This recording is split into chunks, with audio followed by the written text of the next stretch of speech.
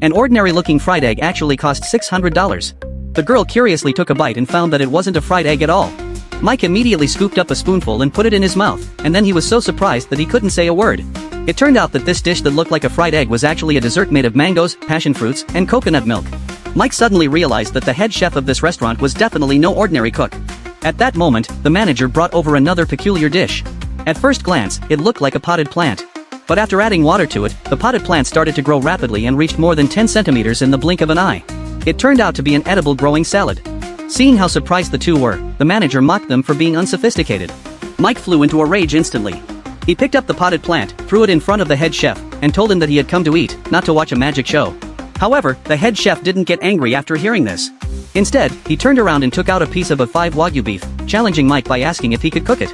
Seeing how arrogant the other party was, Mike immediately decided to show him his skills. Mike skillfully cut the green onions into sections and threw them all into the pan for deep frying. At the same time, he cut the beef into strips and set them aside. When the green onions were fried and scooped up onto an iron plate, he added sesame oil to enhance the aroma.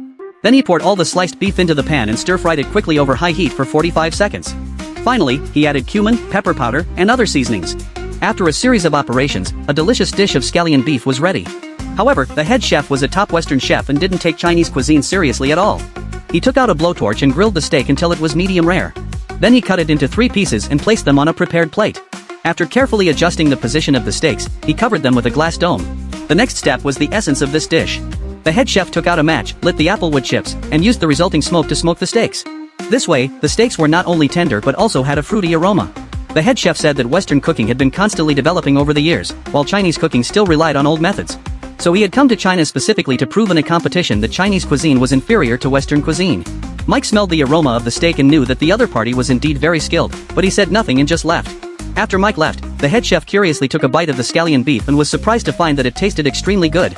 It seemed that traditional Chinese cuisine wasn't as unworthy as he had imagined. So he found Mike again and was ready to have a formal competition with him.